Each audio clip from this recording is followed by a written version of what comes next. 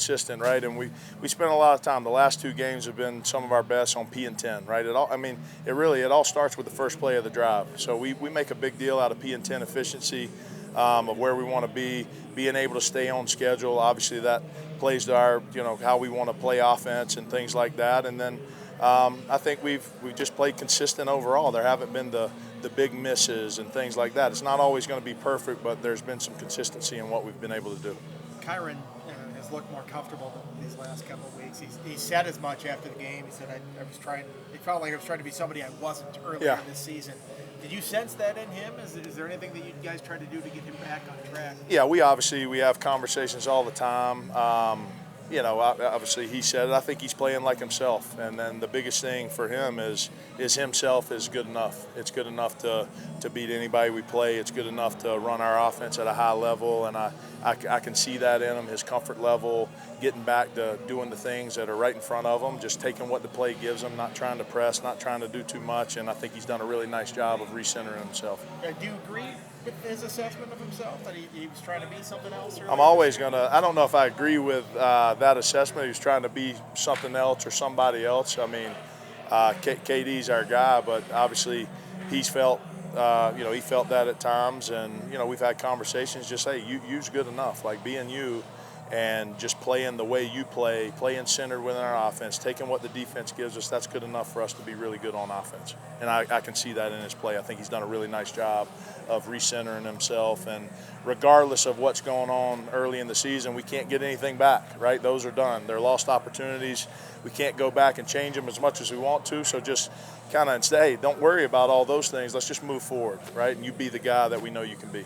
How much is Bashal's steadiness there at running back helped with getting Kyron back to center? Yeah, I think if you look at us, regardless of an opponent or a year over the last, the back half of last year and this year, the offense is centered on when he gets going, we get going. And I think that's a big piece of it. There's times we got to get him more touches early.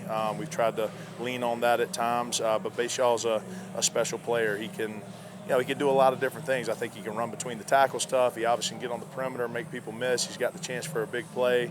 So trying to create opportunities for him to get the ball, whether it is in the backfield or out and empty or things like that. We've got to continue to do that because he is an engine to our offense for sure. Did Felt need a game like that to just sort of jumpstart things? I mean, he was close on a couple of those deep balls. They were just a little bit long, but to put up the numbers they did and have the long catch like that. Yeah, we just been a hair off on the deep ball. It's great to see. We missed the opportunity early in the game, a little bit of pressure, throw just a little bit off, but he's consistently won, and that's the thing, and that's what getting the message to him is like, hey, that's your 1/11th of the play, and then we've all got to band together the other 10 guys to make sure, hey, whatever play it is, we're doing our job to make sure we can deliver him the ball.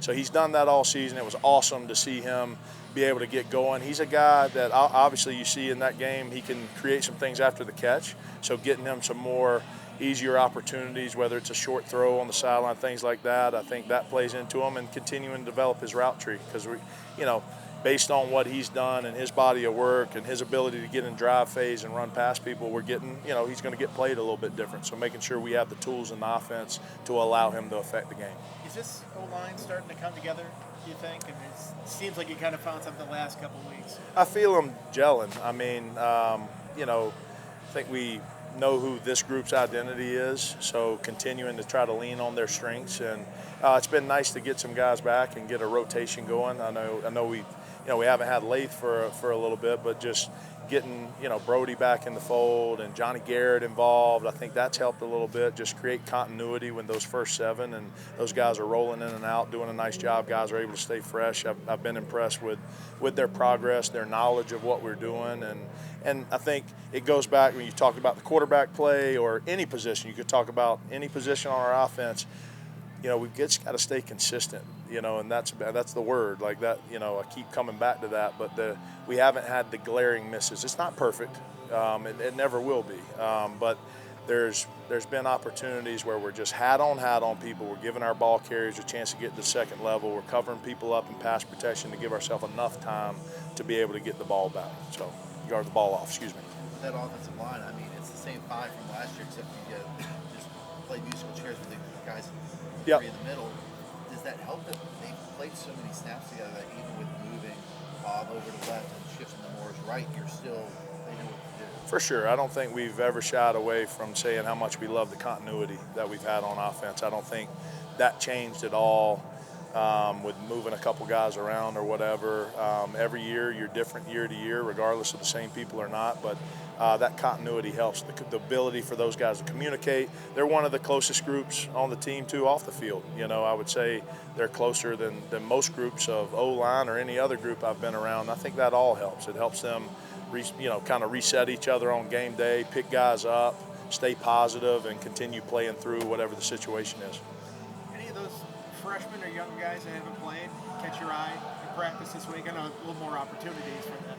Yeah, I don't want to single out a guy or anything, could if but you wanted. no, that's okay. I think I've seen a lot from a few guys. You know, the ability to get T. Mace some carries right back there. You know, that was nice to see in the developmental scrimmages. You know, Wiggs and Keelan and Takai and all those guys have been kind of rotating through with the travel group and doing some nice things. So it's nice to see all those guys. I've really enjoyed where you lose a little sight on guys. Well, watch the film, you know, when they're going the D squad against the defense, but being able to see these O linemen work, you know, Aiden and Webb and Tommy and Gunnar Givens, and seeing those guys get some work, that's been really neat to be able to see it live time right in front of your face. And I think there's some ability in that young group. They just got to continue developing.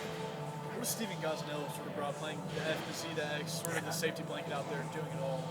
Yeah, I mean, you look at him, we view him as another starter. You know, he can play all the positions. He's going to roll in and out of the games. His reps will match that of a starter. So he's been awesome. He's a student of the game. The way he takes care of his body, really that whole older group, they're a great example for the young guys, being able to get ready to play. But his knowledge of the game, his ability to understand the different positions and what it takes in the slot versus outside versus the field, the boundary, that's been really impressive to me. But it's not surprising because that's how he's worked all offseason. Then with the tight end, we saw a lot of two tight end sets from Harry, Zeke getting action, Yeah. Harrison saw some time, and then as well as Benji. What have you seen from that group? Yeah, and I don't know if that's any different than what we've done the whole year. We're always going to have a balance. We've mixed in some 10, we've mixed in some 11, some 20, some 21, some 12. We're always going to have 12 in the game plan.